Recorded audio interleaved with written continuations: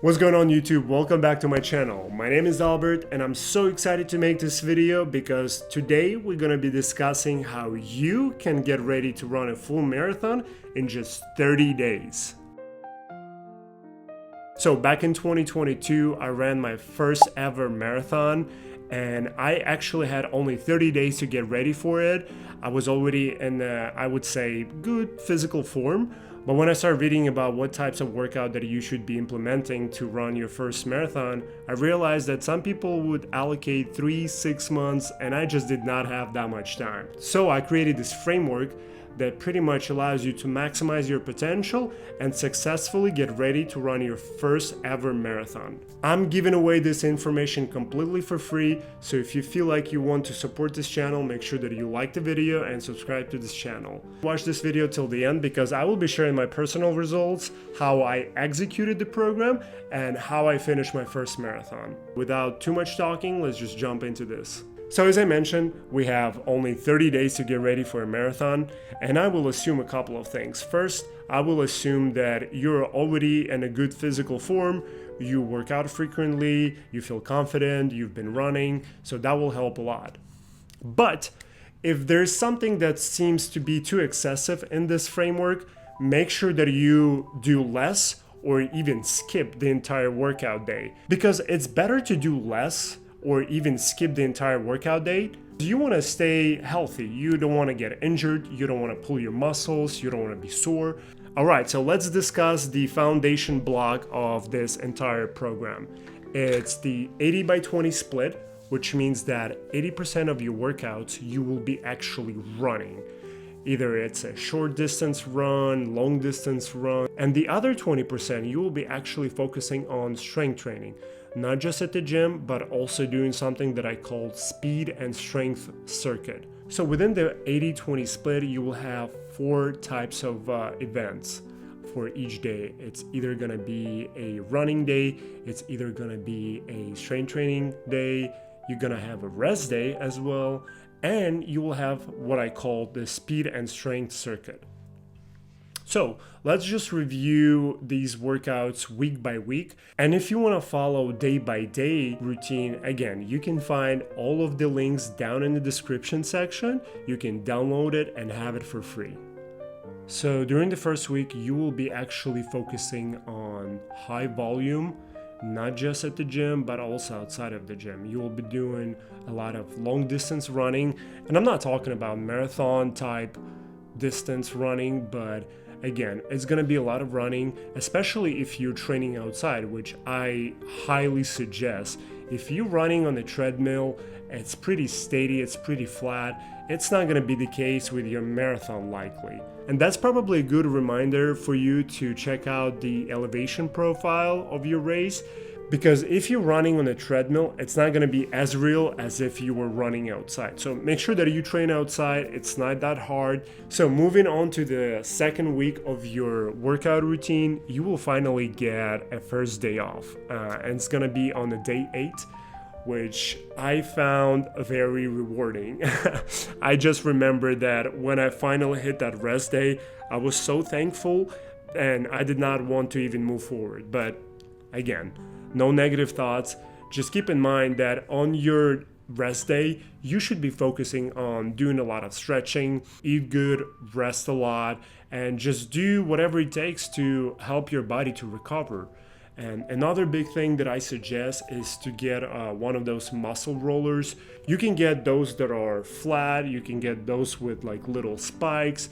And for the advanced people, you can get one of those rolling balls, like a tennis ball. It's a little bigger and you can roll your heels, you can roll your legs. But yeah, make sure that you rest and recover. All right, so moving on to week 3, we are actually starting to drop our volume at the gym because we want to start using less and less weight and use more of our body in order to adapt to that stress and endure pretty much our ability to run a lot and exercise a lot. So that's why you will see 3 speed and strength circuits. I will talk about speed and strength circuit shortly, but for now, just stick with me.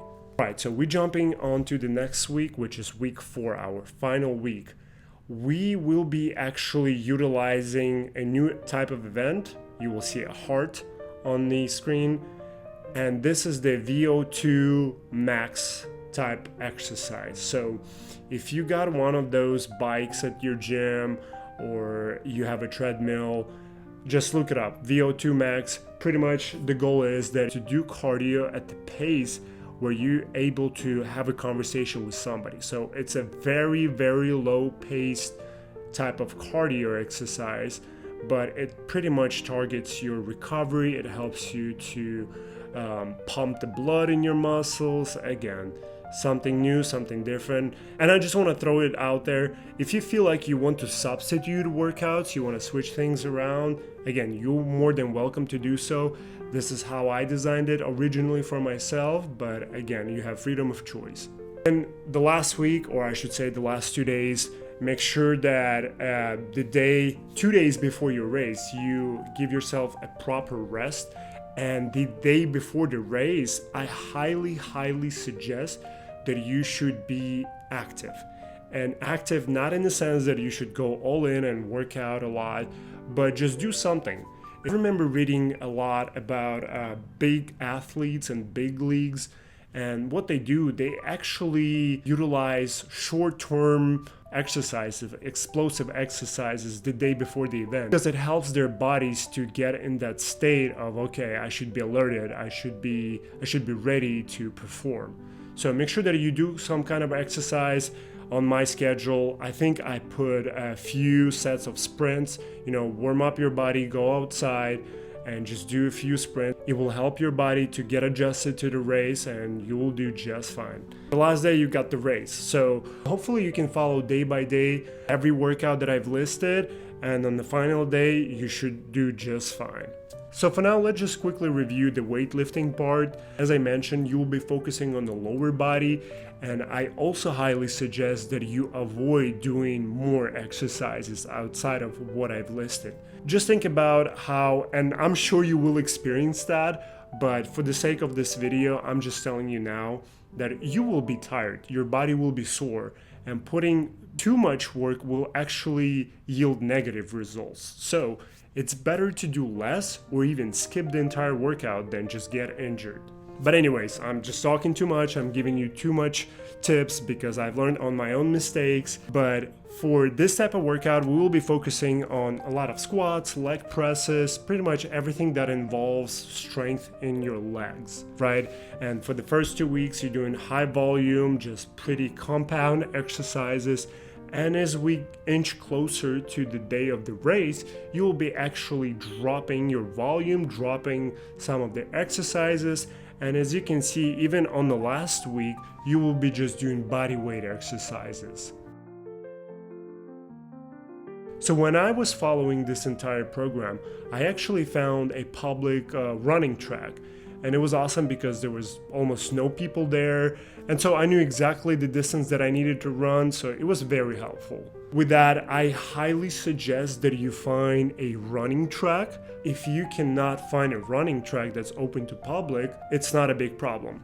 Just find a lot of free space. You can pretty much measure your distance because you will be required to run a quarter mile or 400 meters, and you will progressively increase the distance from 400 meters to 600 meters, eventually 800 meters. So the reason why running track is so useful is because it's so easy to measure how much you need to run. So right, for the first 400 meters or quarter of the mile, it's pretty much you running from one end to the other end. With the 600, you're pretty much adding half of your first part, so you will be running a half plus a half of your first half, right?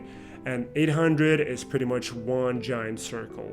But with that, as promised, I want to share my personal thoughts on how I executed this program, how I actually ended up running the marathon, and let me tell you, it did not go my way. I remember giving up on some of the days. I think I skipped a few days, and even at one day I had to run several miles and I just physically could not do it. So I ended up just walking that. I think it was like 3 miles, 4 miles. I put the check mark next to it, you know, I did it even though I walked. But anyways, just keep that in mind. And I think all of these negative results and the execution was not just my daily routine, but also was my recovery patterns. I was not really investing into recovery a lot. I was not hydrating a lot. I highly suggest that you invest into muscle rollers, you buy a lot of electrolytes, you know, you eat your vitamins. So make sure that you find a way to give your body a proper recovery, and I'm sure you will do even better than I did. And so on the marathon day, I actually was aiming to go for sub 3.5 hours. And let me tell you, I was also not successful at that either because I was just not taking care of my body. I kind of freestyled this whole process and I ended up cramping towards the end of the race because I completely neglected drinking water or anything for the first like 12 miles. So I was actually doing pretty good my first 15 miles, right? I was not drinking, I was not eating anything. I saw people eating slices of pizza. Like, how are you able to do that? But anyways, when I started drinking a lot, I think it was after mile 15, 16, I started grabbing one of those gels, Gatorades, and my stomach just felt completely weird. So at one point, I think it was mile 18, 19, I had to stop for number 2, and that completely wrecked my pace. So I ended up running sub 4 hours.